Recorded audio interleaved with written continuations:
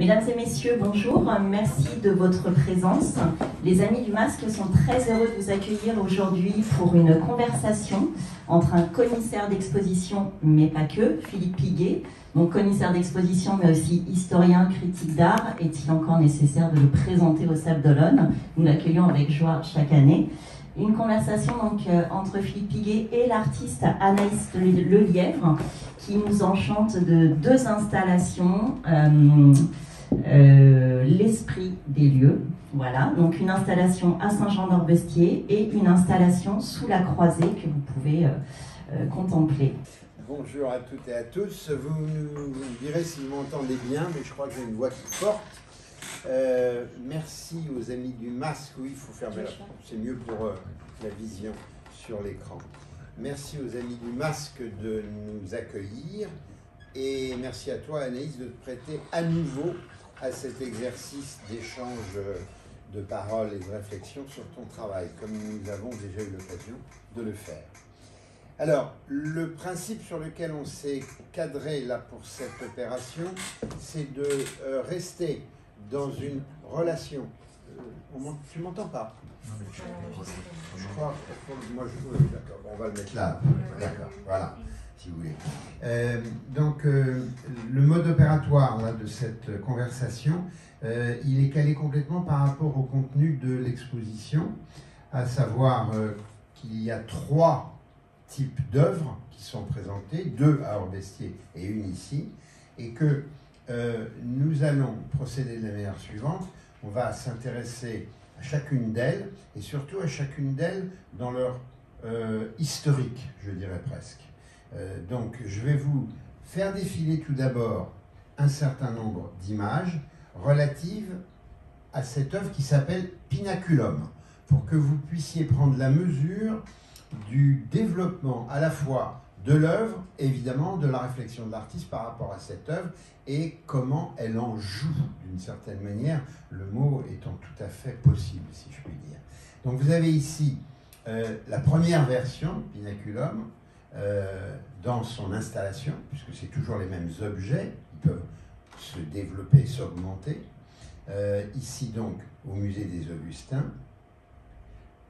Elle va nous en parler de manière plus déliée, je vais l'interroger là-dessus. Ce qui est intéressant, c'est que chaque fois, il y a un dessin source qui vient expliciter la création de la pièce. Ici, ce dessin, ce sont des racines de faux cyprès coupés, donc qu'elle réalise en 2018, et qu'elle va utiliser pour recouvrir, à partir d'une reproduction imprimée, les différentes faces des éléments construits qu'elle a imaginés.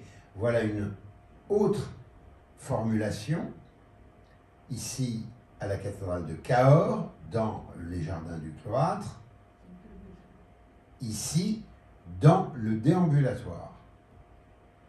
Donc voilà, ce qui est intéressant, c'est de bien mettre en exergue cette variation de présentation de l'œuvre. Ça n'est jamais tout à fait la même, évidemment. Parfois étirée, parfois regroupée comme ici l'an dernier dans le lieu dont je m'occupe à Thonon-les-Bains. Et depuis que je connais cette pièce, j'avais en effet très envie de la montrer ici. Vous voyez ici une autre proposition encore. Et je crains que l'image suivante qui montre l'installation à Orbestier, l'image est capricieuse, elle a décidé de se mettre à la verticale. Pourtant tout à l'heure on l'a rectifié, donc évidemment c'est un peu particulier. Vous l'avez vu, je suppose, peut-être pour la plupart à Orbestier, pardonnez-moi, je ne sais pas pourquoi elle ne se met pas à l'horizontale. En tout cas, voilà donc l'abbatiale d'Auxerre, la chapelle de la Visitation de Thonon-les-Bains, la cathédrale de Cahors, le dessin source et l'installation initiale première de Pinaculum. Alors, d'emblée, Anaïs, peut-être nous dire un mot relativement bref sur la conception de cette œuvre. Alors, c'est d'abord une invitation dans un contexte particulier qui est celui du musée des Augustins à Toulouse et qui était un ancien cloître, un ancien couvent qui a été réhabilité en musée. Et l'invitation m'a été faite à un moment où le musée allait rentrer dans une phase de rénovation. Donc, ce qui m'a d'emblée intéressée, c'était la dimension provisoire, changeante, transformable d'une architecture. Et à partir de là, j'ai commencé à étudier davantage le jardin. Alors, il y a un élément qu'on ne voit pas forcément ici, qui est un très grand cyprès, qui était au centre du cloître, et qui pointait extrêmement haut, et qui tendait presque à dépasser les pinacles que vous apercevez là. Je ne sais pas si vous les identifiez, ce sont ces éléments qui sont repris au niveau formel dans la découpe des modules. Voilà, là, on les voit peut-être encore davantage. Voilà. Au milieu. Et donc, il y a eu comme ça un questionnement sur qu'est-ce qui fait pousser l'architecture, qu'est-ce qui la métamorphose, qu'est-ce qui la fait évoluer. Et devant mes yeux, des arbres qui évoluent et qui sont également très anciens pour avoir poussé presque aussi haut que l'architecture. Donc ça, c'est la première partie qui est celle d'une observation du site, avec comme ça des questionnements, des interrogations, et qui m'amène à des enjeux dynamiques. C'est-à-dire que l'observation des vieilles pierres du musée des Augustins, finalement, m'emmène sur la voie d'une sorte d'évolution, d'historicité, du fait que les pierres ne sont pas si inertes que ce que l'on peut imaginer. Et puis l'entrée dans une autre forme d'histoire, qui est cette remontée à une analogie, par exemple, que notamment Chateaubriand a pointée, entre la structure de l'architecture gothique, qui est celle de la poussée vers les hauteurs, de la manière de gérer la lumière, et puis l'observation de l'architecture des forêts. Je dis architecture, mais dans justement ce trouble-là de l'un à l'autre, où lorsque l'on entre dans une allée d'arbres, il y a un principe analogique avec les voûtes gothiques que notamment l'historien Baltrusaitis a pointé, mis en crise, mis en discussion, mais en tout cas qui a également généré des expérimentations, des poèmes. Donc ça, c'est un petit peu le terreau de départ qui m'a amené vers la piste des racines. Alors, racines de faux cyprès, c'est le surnom du cyprès de l'Aussonne, et qui m'a intéressée aussi pour cette profusion d'éléments, et qui venait puiser dans les sous-bassements, métaphoriquement dans les souterrains du lieu, pour faire pointer comme ça des architectures qui n'étaient pas des architectures de pierre, qui étaient comme des éléments en train de pousser, et qui pouvaient pointer d'autres devenirs du lieu, si on imaginait que le lieu pouvait à nouveau contenir dans ses sous-sols en latence d'autres possibilités d'architecture, quelles pourraient-elles être? Et donc nous avons là comme ça ces pinacles qui étaient en haut, qui redescendent en bas, comme s'ils étaient extraits d'une fouille archéologique, et en même temps cette projection du dessin qui a presque une apparition virtuelle dans l'espace, qui n'a pas cette pesanteur de la pierre, et qui vient désigner d'autres possibilités, d'autres devenirs. Donc on est entre le dessin comme une trace qui vient restituer quelque chose de l'ordre du passé, de l'historicité, et le dessin qui vient projeter, comme ça, imaginer d'autres jeux aussi d'emblée, d'autres possibilités d'espace. Alors, cette œuvre, Pinaculum, donc, dont on a vu, et je le repasse délibérément, d'autres formulation dans l'installation, elle est faite d'un ensemble d'éléments modulaires dont l'agencement varie en fonction du lieu. Il n'aura échappé à personne que tous les lieux où elle a été pour l'instant présentée, même à Thonon-les-Bains, puisque ça c'était l'ancienne salle des Sœurs qui constituait la partie où celle-ci se rassemblait hors du public pour assister à l'office, tous les éléments donc de Pinaculum, même ceux qui sont malheureusement mal placés, sont des éléments qui sont inscrits dans un espace religieux. Alors, je voudrais que tu nous dises un peu comment il se trouve, je dirais presque, que cette pièce, elle n'appelle que des espaces religieux. Tu n'as pas eu l'occasion de la présenter ailleurs. Comment tu règles le problème entre une lecture qui va s'imposer par le fait de cet édifice, de cette enveloppe, et en fait un objet qui n'est pas dans une destination première sur ce vecteur-là? Quelle belle question, mais c'est plutôt une question de commissariat aussi, hein, parce qu'on invite dans ces lieux-là à partir de cette pièce. Donc c'est plutôt une énigme, enfin un questionnement qu'on peut poser sur une table collective, plutôt que simplement de mon propre fait. Alors bon, c'est vrai que l'architecture gothique, ces pinacles, on les trouve essentiellement dans les cathédrales, donc dans des édifices religieux dès le départ. À la fois quelque chose d'une poussée qui pointe les hauteurs, donc il y a une dimension symbolique du rapport au ciel, mais qui est ciel et terre, et qui est la question, chez moi d'abord, de comment est-ce qu'on habite le sol.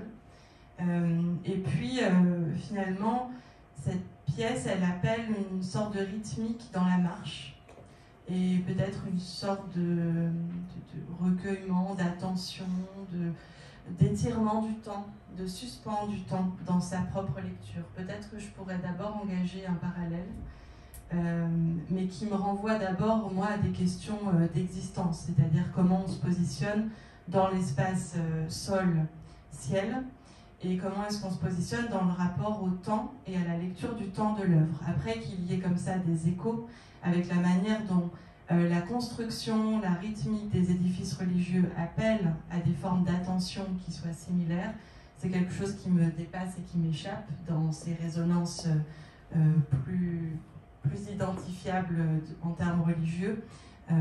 Voilà, moi c'est d'abord des questions de posture et d'existence. Je voulais juste préciser par rapport à cette pièce, pour qu'on se remette bien dans la posture de la conception, qu'au moment de la conception, je n'imaginais pas l'histoire à venir. Donc au moment de la production pour le musée des Augustins, j'avais certes commencé à envisager que je passais d'installations de papier qui étaient éphémères au préalable à des installations modulaires qui allaient pouvoir se préserver, mais je n'imaginais aucunement qu'il y aurait un second temps d'installation et qu'il y en aurait un sixième. Est-ce que, par rapport à cette pièce, tu aspirerais à ce qu'elle soit présentée dans une situation différente qu'un édifice religieux, et dans quel type de situation, je dirais, de paysage au sens très large, qu'il soit architecture ou naturelle? Alors, si je pouvais voir grand, je pourrais imaginer que l'œuvre continue de pousser et qu'elle prenne encore plus d'envergure, de hauteur, de démultiplication, et qu'elle devienne à elle-même micro-macro-architecture, qu'elle prenne en quelque sorte son autonomie et qu'elle fasse construction sans avoir besoin d'une enveloppe constructive en elle-même. Et je la verrais très bien s'implanter dans un espace vert ou un terreau où vraiment elle se substitue à l'architecture de référence qui était celle de départ. Sauf erreur de ma part, je crois que cette pièce, elle compte 90 éléments modulaires et qu'elle les compte depuis le début. C'est-à-dire que ce n'est pas une pièce non plus qui s'est développée de manière involutive en nombre. Oui, c'est tout l'intérêt aussi au départ d'avoir la répétition, la reprise du même qui va générer de la différence. Et ça, on le trouve déjà dans l'approche du dessin matriciel, qui est un seul dessin, et qui va se décliner après sa numérisation, s'agrandir, se rétrécir, se moduler, et me faire découvrir à moi-même des possibilités de différence que je ne soupçonnais pas initialement. Mais je n'exclus jamais, comme tu l'as signifié au moment de l'inauguration, ce principe d'ouverture. Je n'exclus jamais qu'une pièce puisse être amputée de quelques éléments et ni s'augmenter. C'est presque un principe de virtualité, avec des devenirs comme ça qui sont contenus dans le dessin de départ, qui est un petit dessin, qui est un format A4, 21 par 29,7, dessin à l'encre, sur papier tout simplement, mais qui contient des déploiements multiples possibles. En la considérant comme ça, je pense aussi à la façon dont cette pièce peut s'inscrire ou non dans une sorte de catégorisation d'œuvres de l'art contemporain. C'est une pièce qui présente un aspect, je dirais, figuré, pour ne pas dire figuratif, l'allure de pinacle, mais quand on n'a pas la référence du pinacle, on pense tout simplement à construction, architecture. D'ailleurs, tu les nommes volontiers archi-écriture. Donc là, tu pourrais peut-être nous dire un mot là-dessus. Mais dans la manière dont tu la mets en place, en termes de dispositif, est-ce qu'il y a une relation quelconque avec des artistes qui sont de l'ordre, par exemple, de l'art minimal, qui ont proposé dans les années 60-70 toutes sortes de créations avec à l'appui d'éléments modulaires qui sont livrés à la libre disposition de celui qui prend en charge l'œuvre. Pour l'heure, à ma connaissance, c'est quand même toi qui décides toujours de leur dispositif. Oui, là c'est pour les œuvres que je présente dans des expositions personnelles, je mets en place. Après, je suis aussi beaucoup intervenue sous forme participative, workshop, dans des résidences, en établissements scolaires, avec des personnes à handicap, avec des publics extrêmement variés. Et dans ce cas, les modalités sont tout autres. Alors après, oui, le minimalisme devient une question de plus en plus prégnante, qui émerge de plus en plus de mon travail, alors que c'est vrai que initialement, j'ai comme davantage une fascination, on parlait du gothique pour ce qui est foisonnant, le gothique flamboyant de la cathédrale Saint-Étienne de Cahors et porte aussi une dimension graphique où on perd les repères dans la démultiplication des éléments, c'est-à-dire qu'on joue sur le seuil des micro-perceptions, comme en parle Deleuze, où on peine à discerner les éléments dans la quantité, et on passe de la grande quantité à l'inquantifiable, à l'indénombrable plus précisément. Et il y a là, à travers l'observation, surtout l'expérience d'œuvres de type minimaliste, mais qui sont des expériences plus anciennes, mais qui se rejouent là parce que, comme le dit Rosalind Krauss, finalement, une œuvre minimaliste aiguise quelque chose d'une expérience du corps dans son intensité. Parce qu'on a là, dans le rapport corps-espace, quelque chose qui est au plus épuré et au plus désignant cette tension spatiale que je cherche. Et donc là, c'est tout à fait vrai sur cette dernière proposition produite pour le masque, qu'il y a comme ça une recherche d'épuration des formes, mais avec simplement une légère inclinaison qui suffit à faire vaciller la perception et à créer un vertige dans le déplacement des corps. Mais là, ta question était très plurielle, je crois que je n'ai répondu qu'à une seule partie. Alors, l'archi-écriture, c'est un terme qui m'a marqué, mais qui vient de ta propre écriture. Ah bon, je ne me souvenais pas. Mais que j'apprécie beaucoup parce qu'il y a justement dans ces questions d'agencement quelque chose qui cherche une syntaxe et un langage, qui est un langage spatial. Alors, c'est plus ou moins lisible, si je puis dire, selon les œuvres, mais certaines œuvres vont permettre comme ça de générer des termes, des expressions qui vont en éclairer d'autres. Et peut-être que si on parle d'écriture, je me permets, si on peut juste refaire défiler l'ensemble pour repréciser dès le départ. Voilà. Alors ici, nous sommes... qu'est-ce qui a déterminé l'agencement ? Nous sommes sur un parterre de plantation qui fait que je ne pouvais pas rassembler tous les éléments. Donc d'emblée, il fallait qu'ils soient disséminés comme des graines plantées. Et le jour même où d'ailleurs je positionnais les modules, les jardiniers venaient là pour ressemencer le parterre. Donc là, il y avait cette contrainte très forte et qui désignait en même temps une analogie réellement avec la plantation végétale. Ensuite, là, on voit bien que la configuration en 4 parterres a déterminé ces rassemblements. Alors on ne voit peut-être pas le dernier au fond où il y avait juste quelques modules et qui étaient là, qui désignaient comme ça toujours un principe dynamique de germination où certains avaient poussé plus que d'autres.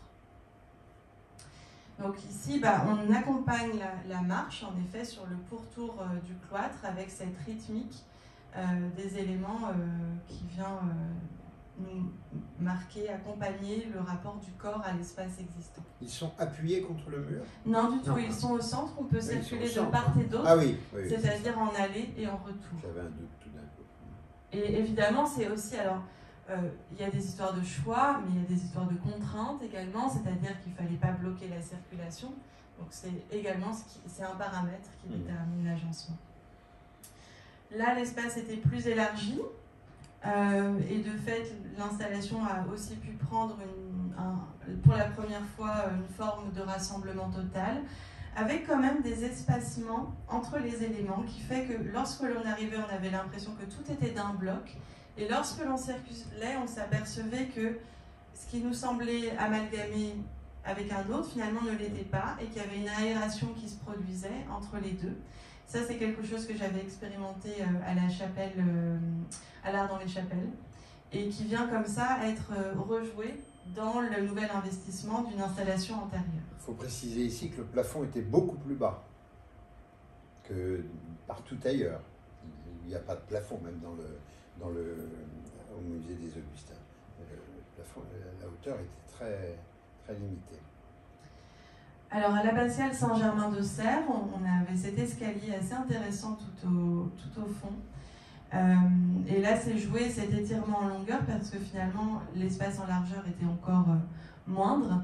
Et ce que l'on ne perçoit pas ici, mais parce que tout joue de trouble de la perception, c'est également que les espacements commençaient à se jouer entre les éléments. Et là, je commençais à intégrer le fait que ce que je mettais en place, c'était réellement une métaphore de la maison, à la fois dans mon dispositif de travail qui est très nomade, et également sur les relations qui se jouent et que je commence là à vous expliciter entre les différentes installations. Finalement, moi me déplaçant de lieu en lieu, l'endroit où existentiellement j'habite, c'est là où je pose les installations, c'est là où je les mets en place. Et donc le fait qu'il y ait des éléments qui soient très rassemblés au départ et qui s'espacent, et le dernier c'était vraiment un tout petit tout au bout, vient dire quelque chose de cet étirement, de cette rencontre entre les éléments. L'étirement, alors je suis désolé pour cette image qui n'arrive pas à trouver sa place. J'aurais voulu vous présenter une image plus convenable de Saint-Jean-d'Orbestier, mais bon, on va faire avec. Et là, ce qui s'est joué ici à Saint-Jean-d'Orbestier en particulier, c'est le dialogue avec une pièce Cariops qui a été rejouée là de manière extraite. On va en parler par la suite, mais là il y avait vraiment l'idée d'articuler pour la première fois deux installations très différentes. L'une avec l'autre. Oui, en effet, là il y a un étirement, il y a véritablement aussi un accompagnement de la déambulation du regardeur, du visiteur dans l'espace. Comme toujours dans ton travail, il y a ce rapport au corps. Alors justement, ça nous mène à Orbestier, effectivement, la déambulation nous mène vers le cœur, où une autre installation a été pensée, qui s'appelle Cariops, et dont je voudrais vous faire découvrir ici les premiers états, comme on l'a fait pour Pinaculum. Vous voyez qu'on est sur un dispositif très différent. Je parlais hier de l'idée de l'invitation ici à Anaïs était de l'inviter à travailler dans l'espace et exclusivement dans l'espace, alors qu'elle avait une certaine habitude, et vous le verrez dans d'autres images tout à l'heure, de travailler sur, disons, en façade, sur le mural. Donc voilà, ici, Cariops, je vais faire la même chose, je vous présente les éléments, donc, qui sont constitutifs notamment du motif, à savoir une vue microscopique de grains de blé, et qui va donc être le prétexte par toujours reproduction fragmentaire ou non du motif initial sur papier contrecollé, sur PVC ou autre. Enfin, là, on ne va pas rentrer trop dans les détails techniques, même si c'est important. Mais vous voyez ici une installation à Verrières-le-Buisson qui est sur une modalité, je dirais, d'invasion et d'occupation totale de l'espace jusqu'à le transformer dans sa perception et dans son expérience plastique. Jusqu'à des éléments qui interviennent, et elle s'expliquera pourquoi tout d'un coup ce motif de la brique qui apparaît dans le travail, c'est toujours toutes les manières dans une relation d'intelligence et de souci de l'esprit des lieux. Les mêmes briques différemment posées. Et comment ce Cariops prend une figure géométrique en volume, un volume plat, c'est vrai, hein, c'est plutôt un dessin dans l'espace, peut-être, peut-on en parler comme cela, sous la forme d'un épi, et l'installation que vous avez dû voir, je l'espère, enfin vous irez voir sinon j'espère, et justement l'installation dans le cœur, dans cette espèce de foisonnement. Donc, Cariops, rien que déjà le mot Cariops, quel est-il, d'où vient-il? Alors, Cariops désigne simplement ce type de fruit à coque un peu particulier, comme par exemple est un grain de blé. L'invitation à Verrières-le-Buisson m'a fait plonger dans l'histoire des Villemorins, qui est une famille qui a permis le développement des grains de blé et la diversification, notamment en introduisant la génétique. Les pépinières Villemorins. Les pépinières Villemorins. Et là, on me confiait un bâtiment de l'ancien domaine de la famille des Villemorins. Alors, incroyable, donc je retrouve des photographies d'archives d'époque où on voyait que devant le bâtiment, il y avait des grandes étendues de champs qui s'étendaient sur une très très grande surface, et que c'est dans ce bâtiment que l'on ramenait les cultures, que l'on ramenait les grains, et que ensuite on venait les trier, les envoyer de par le monde, les étudier. Et mon atelier était à l'intérieur du bâtiment, à l'endroit où initialement on ramenait les grains de blé. Et alors l'installation se déploie quand même sur plus de 7 mètres d'avancée, plus de 7 mètres de largeur et plus de 7 mètres de hauteur. Également, dans un bâtiment juste à côté, il y avait l'ancien herbier des Villemorins qui était conservé, qui a été classé patrimoine national, et qui remplissait une pièce entière, qui faisait presque lui-même architecture. Et c'était plein de feuillets effrités comme ça qui débordaient des armoires et qui venaient se substituer au mur. Donc je parle de feuillets parce que l'installation là est feuilletée également, et vient à la fois affirmer une tension vers l'architecture, à pousser vers la muralité, et en même temps une fragilité, une friabilité. Alors il s'agissait de papier affiche parce que le papier affiche est assez résistant, mais qui a été collé avec de la colle d'amidon, c'est-à-dire de la colle farine, sucre, eau. Et la colle a évolué sur les 3 mois de l'installation et a commencé à moisir et à venir transformer le dessin par des taches noires de moisissure en surface. Donc il y avait comme ça cette recherche de la germination, à la fois dans une forme de construction, d'interaction et en même temps de destruction possible, mais l'installation a tenu bon. Et le rapport à la génétique c'est vraiment ce que j'ai appliqué au dessin source, enfin, si on prend quelques éléments par analogie, c'est-à-dire de multiplier et d'introduire des phénomènes de variation, en tout cas moi par des variations d'échelle, qui fait que quand on regarde l'installation, on a complètement ce brouillage entre des parties du dessin qui sont très agrandies et d'autres parties qui sont très rétrécies, mais tout était mis de manière complètement brouillée. Il n'y avait pas le plus petit au centre et le plus grand autour. Et là, on regarde même, on peut même percevoir que dans le dessin source, qui est donc une vue microscopique à l'intérieur du grain de blé, c'est à ce à quoi m'a amené l'attention à la génétique des Villemorins, il y a presque quelque chose qui fait façade, avec en haut presque la suggestion d'une toiture, avec des éléments d'aération en dessous, et souvent dans les dessins matriciels comme ça, quelque chose d'analogique. Et puis quand on regarde bien le dessin, également, alors là il faudrait vraiment grossir et pointer à l'intérieur, mais quand je suis arrivée à ces structures filaires de Cariops, il y a plusieurs éléments qui ont déterminé, mais à l'intérieur de la structure microscopique, on retrouve cette linéarité verticale avec des embranchements. Je ne sais pas si vous les percevez, mais quand on rentre vraiment dans l'agrandissement du dessin, c'est assez lisible. Donc, fort de cette appropriation de l'espace et de l'utilisation que tu fais de ces dessins sources, et ici de celui-ci, la vue microscope de grain de blé, donc tu vas développer le travail de Cariops dans toutes sortes de situations. On l'a vu en façade et à l'extérieur. Ici, on est à l'intérieur et, comme je le disais tout à l'heure, il y a chez toi un principe d'invasion qui est très important pour finalement entraîner le regardeur en quelque sorte à sa perte de repère. Il y a une volonté comme cela de le plonger, de l'immerger dans un autre monde. Comment tu parles de cette posture-là, de ce comportement?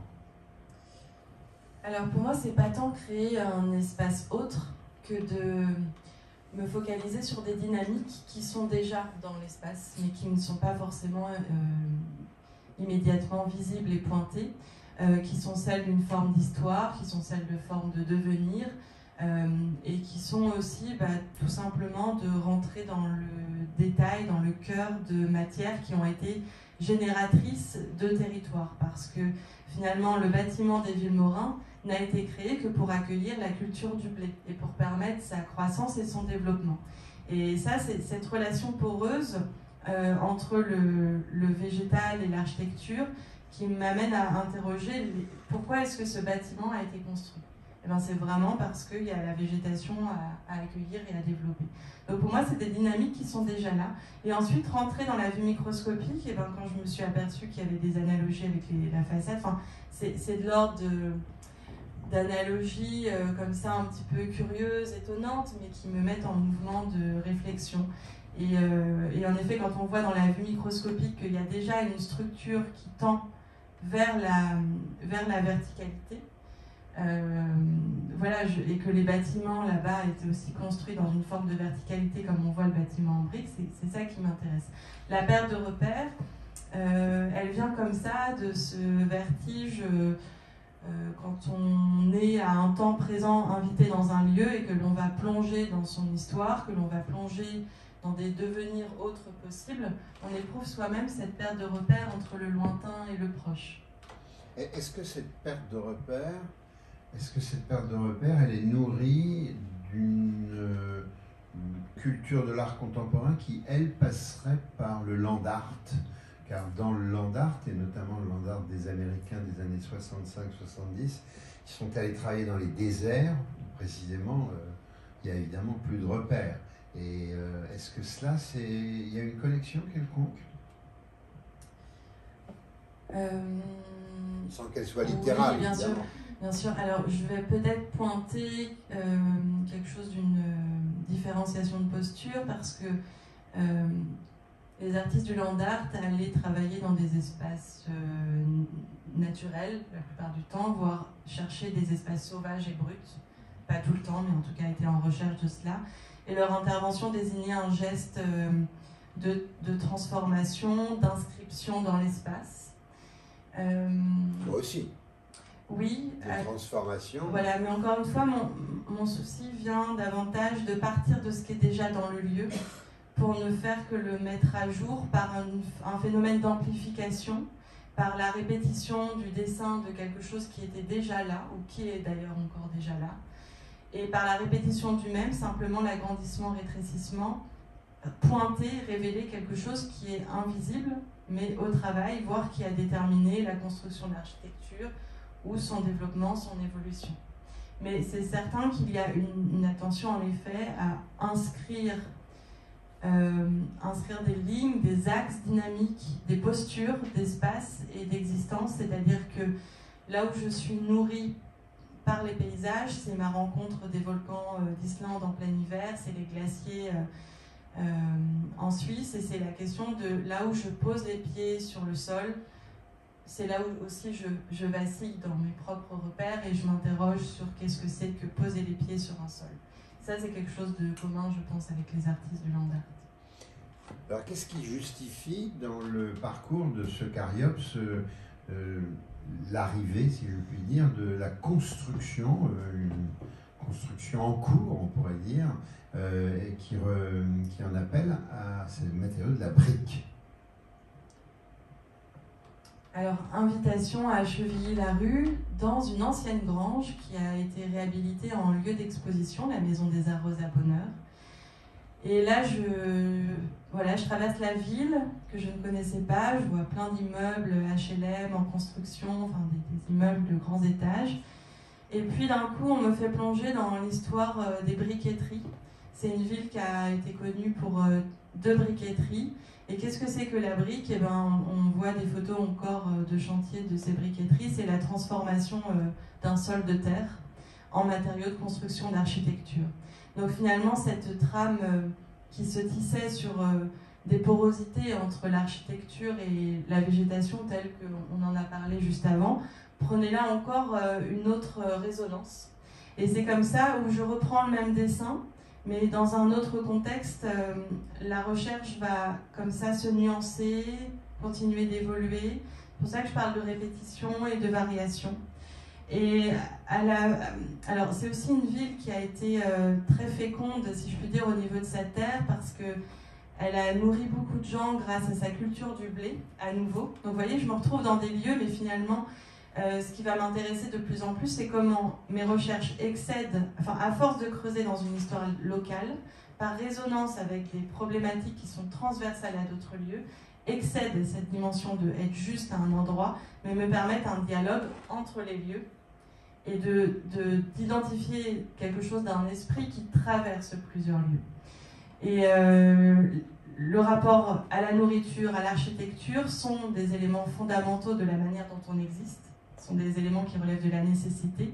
Et donc à Chevilly-Larue, il y avait comme ça dans ce rapport à la terre 2 potentialités, celle de pouvoir construire une architecture et notamment des granges, toujours pour accueillir la culture végétale ou animale, ou celle de pouvoir faire germer des plantes, faire germer des blés.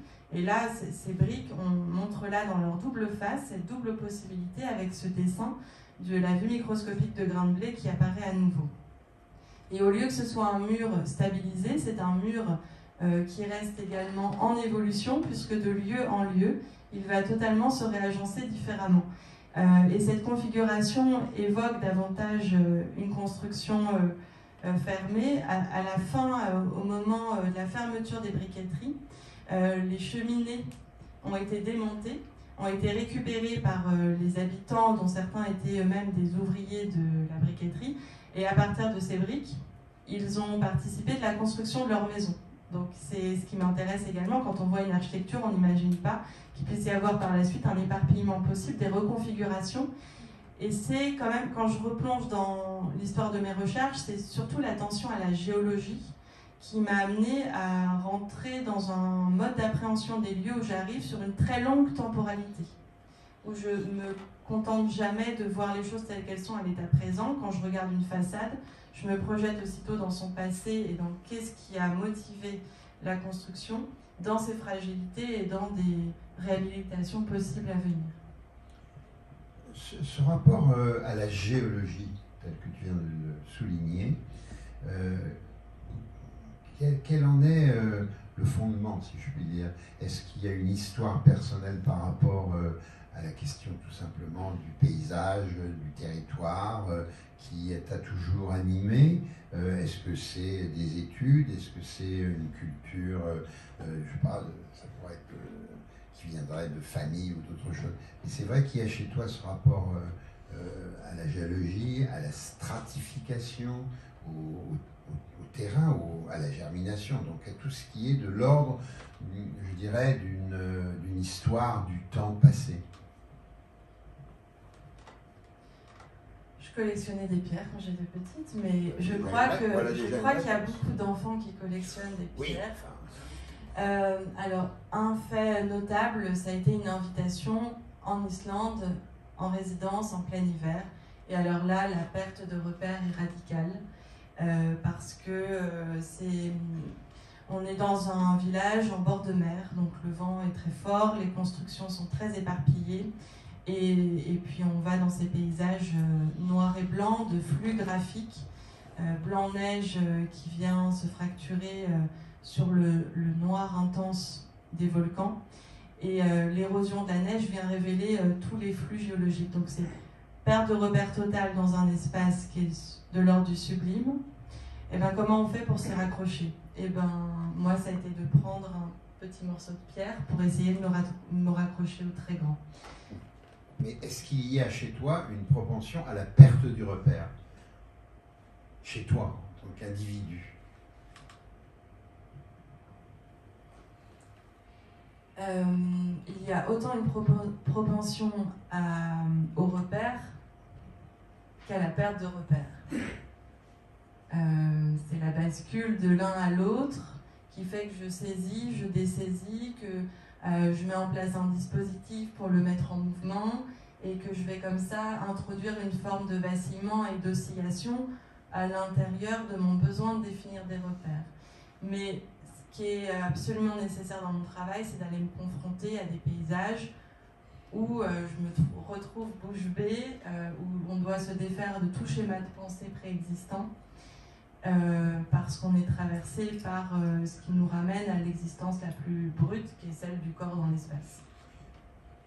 Tu veux dire par là la quête permanente d'un inconnu qui te permet de vérifier quelque part, une fois cet inconnu, c'est la confrontation à cet inconnu, justement à quelque chose qui est connu. En tout cas, qui permet de faire évoluer les repères précédents, de la même manière que je n'imaginais pas que Pinaculum puisse à ce point se reconfigurer, et ni même d'ailleurs tout simplement se reconfigurer. Est-ce que ça veut dire que dans ton concept esthétique, l'œuvre, finalement, telle que toi tu l'envisages, elle n'a pas de fin?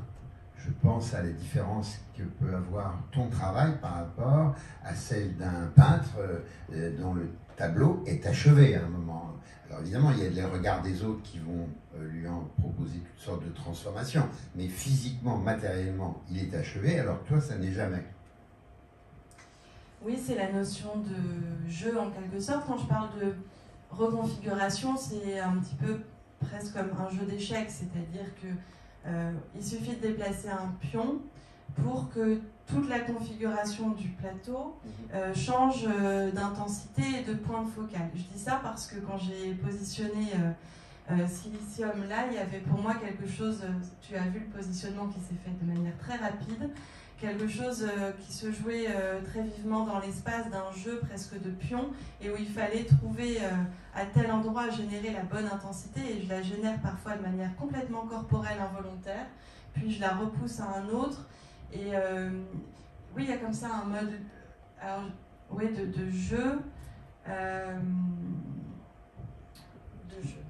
Somme toute, on pourrait dire alors que ton travail, il n'est pas visible, que c'est tout ce qui procède de la question de la dynamique, de la traversée, du positionnement, mais que les éléments matériels qui viennent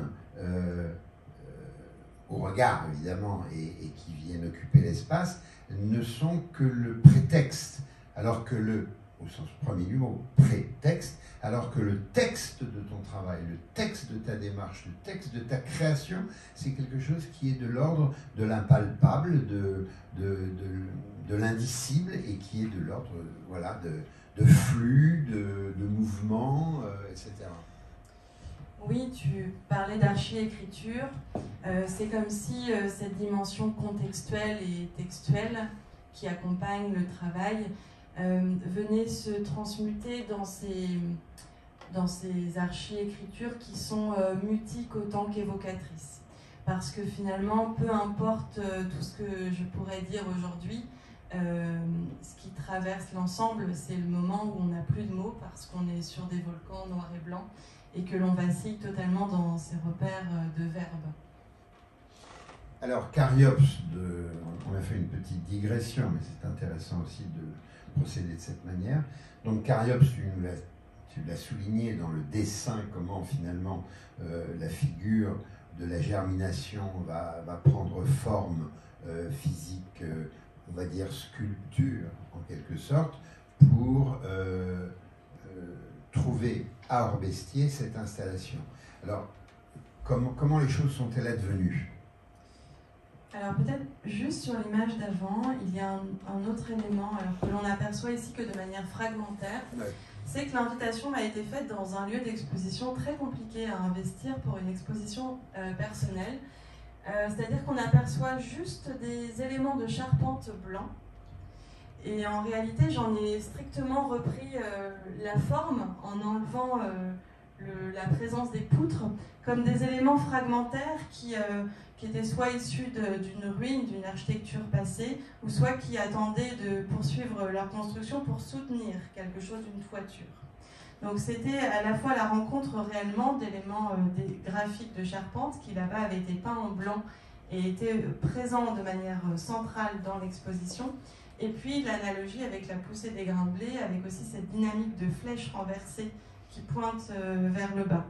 Donc quand je suis arrivée à Saint-Jean-d'Herbestier, que m'a-t-il été donné à lire? C'est notamment l'histoire de l'effondrement d'une voûte et de sa réhabilitation. Donc c'était des questions à la fois de poussée, parce que l'abbaye, on le sent corporellement, est assez étroite par rapport à la hauteur et par rapport à la longueur dans l'avancée au niveau de la nef, et qu'on la ressent comme ça, comme une poussée très forte, et puis au risque de l'effondrement de sa toiture, qui a été rénovée, mais qui pourrait à nouveau, pourquoi pas, retomber bien plus tard.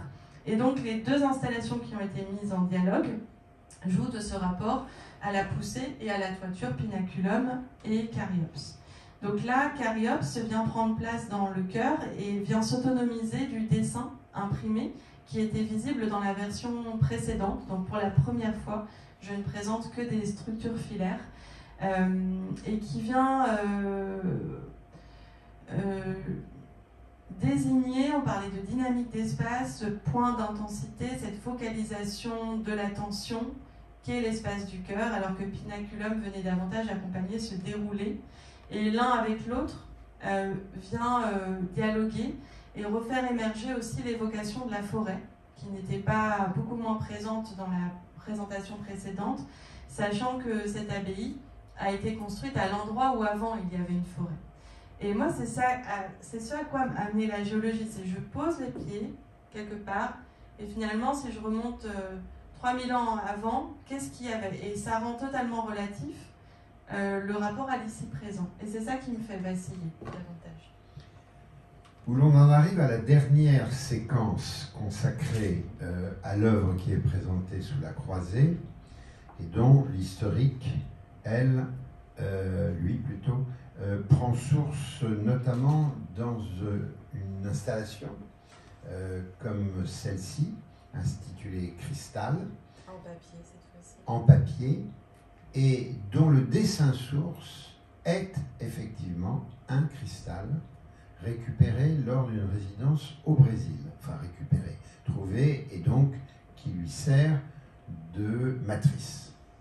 Alors ce qui est intéressant, c'est que cette situation-là va connaître, comme on l'a évoqué pour les précédentes, donc des formulations différentes, qu'il s'agisse d'intervenir dans l'espace d'un lycée, comme vous le voyez ici, qu'il s'agisse d'intervenir en façade d'un bâtiment culturel, je crois. Oui, tout à fait. C'est ça.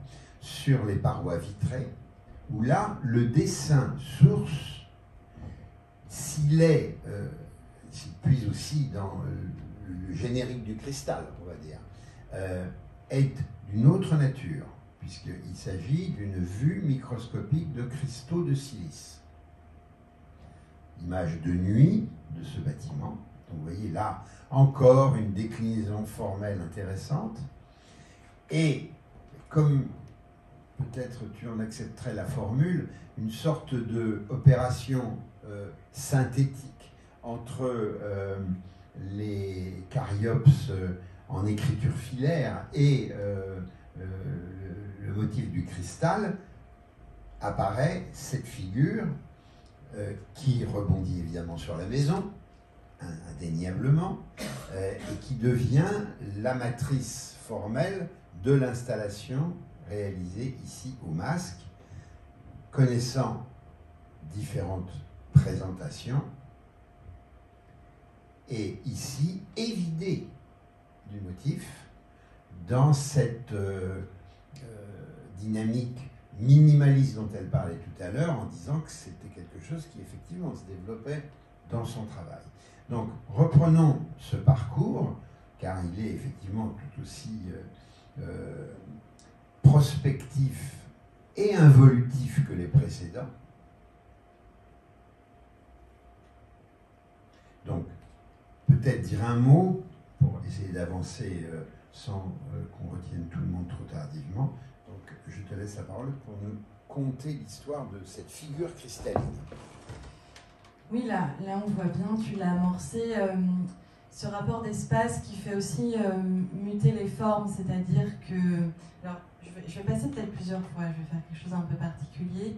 Donc là, c'était la reprise d'un dispositif que je mettais en place, et puis pour aller vers la très grande échelle, il m'a fallu rentrer dans le cœur du microscopique, donc jouer à l'extrême de ce tout petit pour aller vers du beaucoup plus grand, qui était vraiment un challenge d'espace et qui aussi nécessitait un deuxième dessin qui soit beaucoup plus fouillé et creusé en détail pour permettre que l'investissement de la façade joue comme ça du petit et du grand. Qui rejoint un peu la vue microscopique du grain de blé, de grain de blé. Oui, alors je ne sais plus lequel a été créé avant, parce que ce qui est intéressant, c'est que ces trois parcours que l'on vous propose, en réalité, sont parallèles.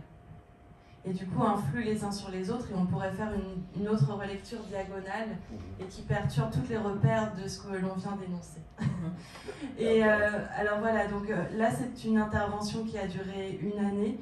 Et alors voilà, pour moi, c'est le rapport au temporaire aussi. J'ai envie que le dessin continue sa vie. Et donc là, un phénomène de rétraction, de synthèse, qui permettait de produire une nouvelle forme qui, elle, puisse tenir, se déplacer, se rejouer et perdurer à cette existence précédente. Et là, nous étions déjà sur des structures en métal, avec en effet du plexiglas imprimé et éclairé de l'intérieur. Et au regard de la très grande dimension de la croisée, il fallait opter par une autre stratégie encore. Et c'est cette fois-ci en effet l'évidement, mais qui venait rencontrer aussi le rapport du vide et du plein de l'extérieur et de l'intérieur de cette architecture dont on voit bien là le dôme. Et je vais faire encore une deuxième relecture parce que vous voyez bien que je suis foisonnante, je vais tout passer à 3000 à l'heure. Le cristal a émergé au Brésil où j'ai vécu encore une sensation, mais alors, à chaque fois, ça se précise, c'est-à-dire qu'en Islande, je me sentais poreuse comme les pierres de lave. Et en fait, mon regard s'est arrêté au Brésil, alors sur 2 motifs, mais notamment sur une géode de cristal, parce que j'ai senti une expérience de l'éclatement, quelque chose de très vif. On prévoyait ça, ça n'avait jamais lieu, c'était autre chose qu'advenait dans le vif de l'improvisation.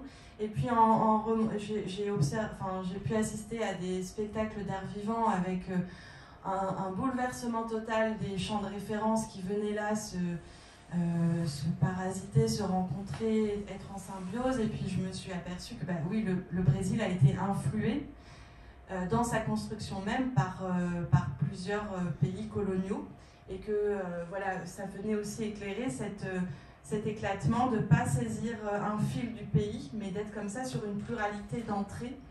Et c'est cette forme-là qui a été prise. Donc, premièrement, une installation de dessin, la rencontre d'une grande façade vitrée, alternance de briques, mais surtout de verre sur ce bâtiment, et qui était là en Amérique du Nord, donc qui me faisait être sur le même continent, mais avec une observation très différente.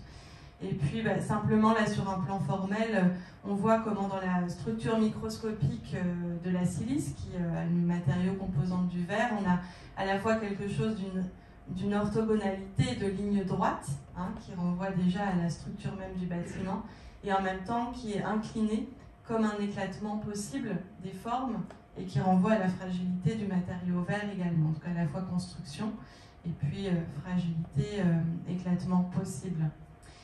Et donc vue de nuit à nouveau, et donc là, ces architectures deviennent cristallines dans leur inclinaison et dans leur forme même. On voit bien l'évolution de la forme par rapport à Pinaculum. Et là, en particulier, ce qui m'a intéressée à la croisée, le pourquoi de cette œuvre-là ici, c'est réellement ce qui apparaît très bien à l'image, c'est-à-dire la multiplicité des 24 entrées plus la baie vitrée, qui est très particulière dans ce lieu, c'est-à-dire que nous avons une multiplicité de points de vue et de trajectoires de corps qui produit comme ça un éclatement de l'espace, mais qui permet aussi la fédération, la rencontre, la croisée, le croisement, au centre même de l'espace. Donc là, on est sur le fil, comme ça, d'une modalité d'expérience et d'existence d'espace qui est celle de l'éclatement, mais qui vient trouver des résonances très différentes depuis le Brésil jusqu'à la croisée. Et l'installation, elle est vraiment agencée sur ce rythme-là, c'est-à-dire qu'il y a quand même un centre qui est fédérateur, qui est plus densifié. Mais au départ, lorsque l'on entre, les modules sont davantage éparses, de la même manière que nous sommes éparses dans l'espace de fait de toutes ces arches d'entrée, et que nous pouvons davantage nous rassembler au milieu. Et je vous invite absolument à rentrer dans l'installation, parce que c'est à l'intérieur même de ces croisements de lignes et de leur vacillement dans le mouvement rapide de la marche que s'opère ce vertige et cette sensation qui est étirée entre éclatement et croisement. Alors, sans oublier un élément essentiel dans la lecture de l'œuvre, c'est que c'est le rapport au marais salant. Donc le rapport au cristal, en même temps que, évidemment, au sable qui est ici. Aux tempêtes de sable. Aux tempêtes de sable. Et d'ailleurs, je vous ai observé une chose à Anaïs la dernière fois, c'est que quand on la regarde, et je crois que ça parle bien quand on voit cette image panoramique, c'est aussi comment dans son dispositif, elle a inconsciemment, il me semble, en tout cas, traduit quelque chose du mouvement des vagues, du mouvement avec ses hauts et ses bas qui sont très remuants. En tout cas, ce qui est... Oui, pardon, vas-y. Tempête, vague, moi c'est ce que je vis de maison en maison, c'est-à-dire de lieu d'installation en lieu d'installation. Là, on a juste tiré 3 axes, mais en réalité, il y en a bien plus, et vous voyez déjà que de lieu en lieu, en permanence, je ne quitte jamais la mémoire des autres lieux. Et ce qui se joue là, c'est aussi une image de cette tempête, de ma propre modalité de travail et donc d'existence. Et que ce soit de sable, de sel, de cristaux, de mer, de maison ou autre, ce qui est important, c'est d'abord le mouvement spatial. Avec un autre élément qui est caractéristique, quand même, et même directeur de ton travail, c'est le principe d'invasion. Tout ton travail procède de ce mode invasif, comme si tu voulais irrésistiblement envelopper dans l'œuvre le regardeur.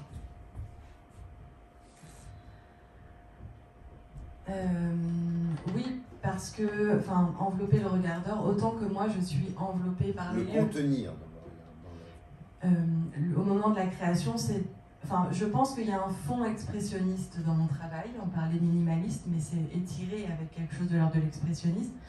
Donc, l'attention au regardeur, j'ai envie de dire qu'elle découle de ma propre expérience de corps. Donc, c'est d'abord une immersion et une déperdition totale dans des... Moi, alors, je suis davantage liée à la côte du Croisic, les marais salants de Guérande, et j'ai vécu ces fortes tempêtes, ces moments où le vent nous met complètement le corps en vrac.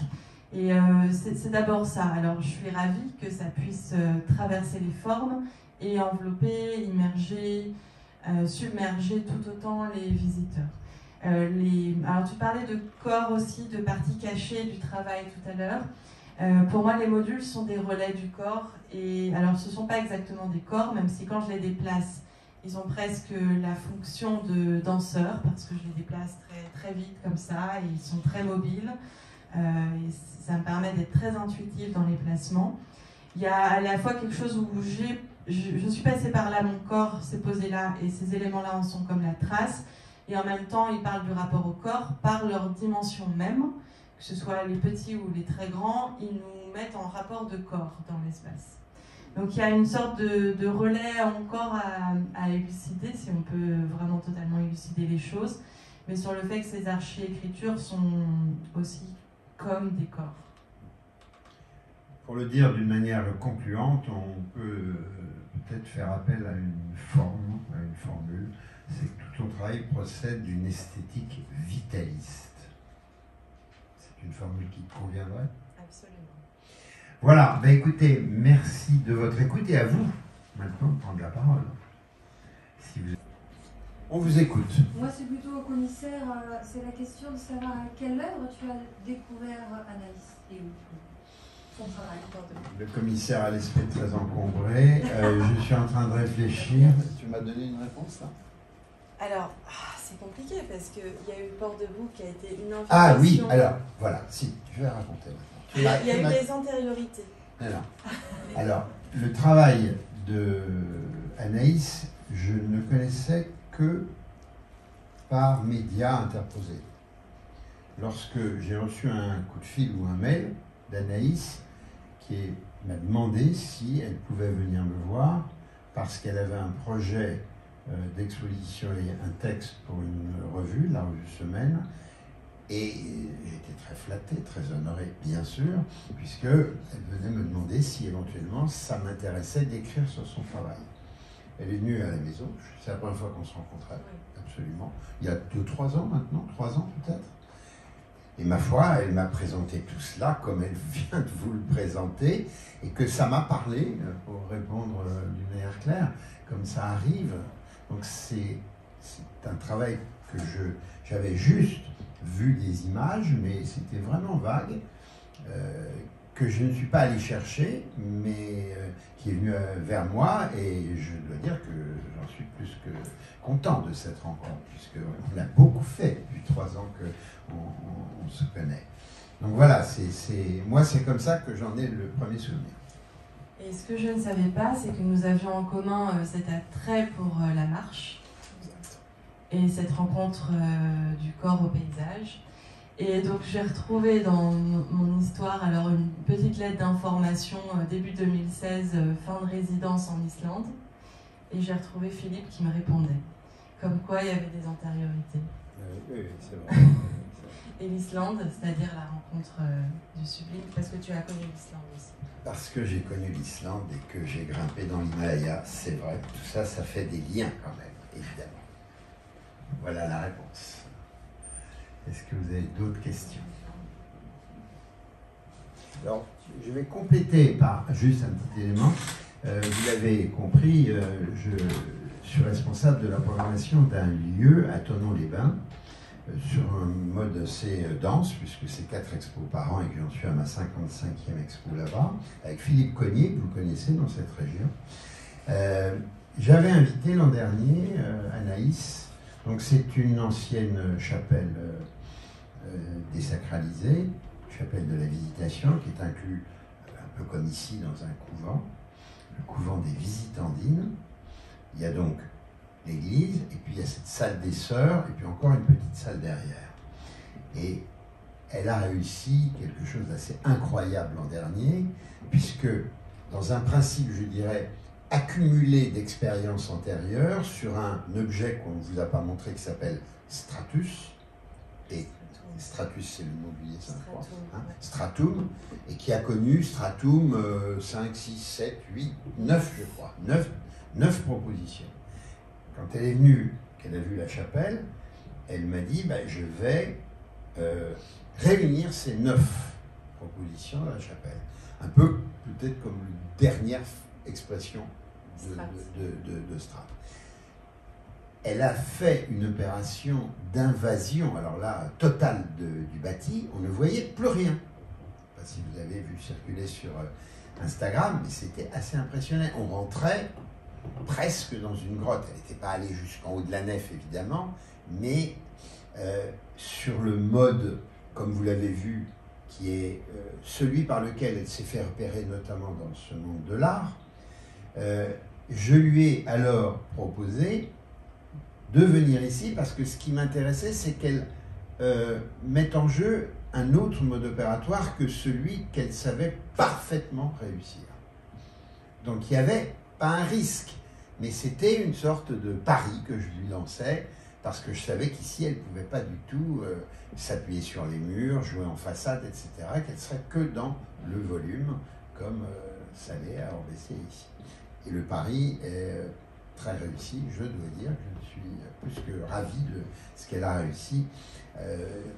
Encore plus peut-être au Masque, qui est un lieu très difficile, la croisée, et que c'est quand même toujours un exercice risqué pour moi que de convoquer un artiste, même si je sais qu'il est capable, il y a toujours des impondérables dans la création.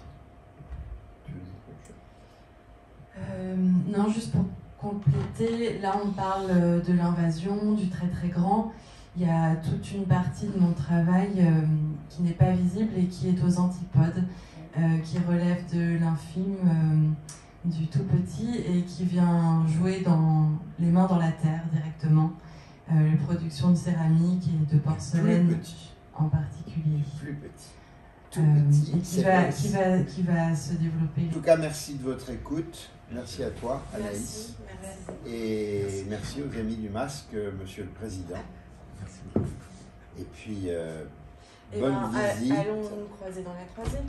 Allons nous rencontrer dans la croisée au-dedans. Merci bien et bonne journée.